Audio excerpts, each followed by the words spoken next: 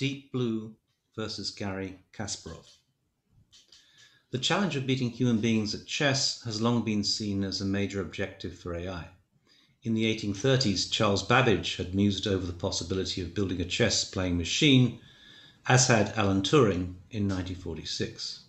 And over the years, there have been many predictions as to when a computer might beat the world champion.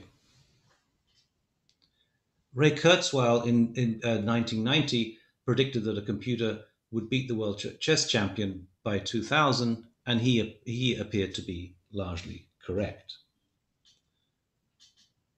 What no one had predicted, however, and least of all Charles Babbage and Alan Turing, were the reasons why a company such as IBM would wish to take on the world chess champion.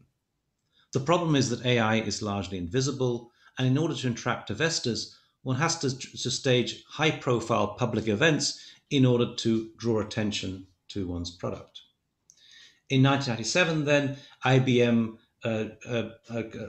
challenged Garry Kasparov to a match against its computer, Deep Blue. The world was paying a lot of attention, and we weren't quite used to that. Chess events never get covered like that.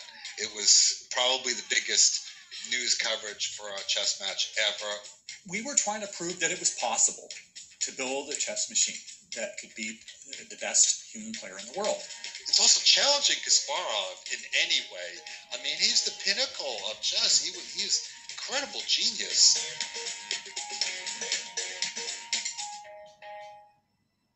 There were people who, even if just a few years before, said it was going to take decades to do. The chess world all expected Kasparov to win because the human had always won before.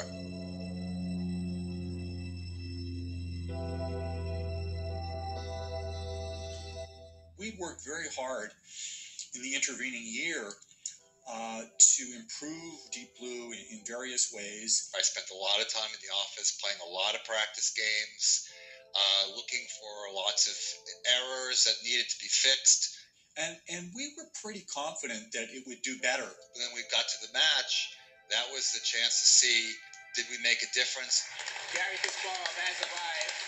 He was under tremendous stress, I imagine. The program wasn't behaving the way he was expecting. He thought that he was going to figure out the computer.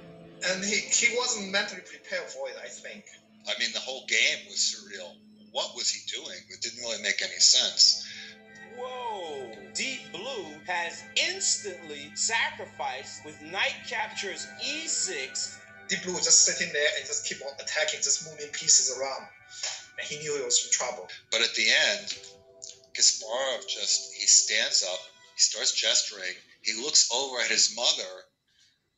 I think having your mother in the room where you're playing an important chess game is not a great idea, as much as I love my mom. I was dumbfounded and elated at the same time. I was dumbfounded because I never see him behave that way. He never imagined the world champion, and actually somebody I have great respect to be just raising his hand up in surrender.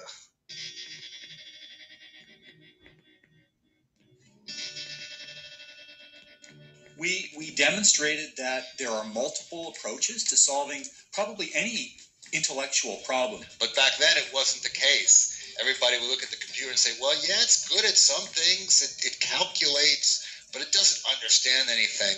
I worked on this for 12 years. So you can imagine how much energy we went into it. When I started, I was like, it was done in 5 to 10 years. I was wrong. It took 12. So I was glad it was over, really. After the match, Garry Kasparov concluded, "We just have to understand that everything that we know how to do, machines will eventually do better than us. Everything you can do, AI can do better." In fact, Kasparov, though, concludes that, in fact, in the contest between humans and AI, the best combination is humans working together with AI.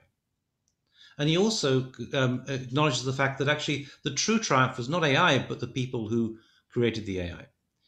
I made it clear that my loss to Deep Blue was also a victory for humans, its creators, and everyone who benefits from our technological leaps. That is, everyone.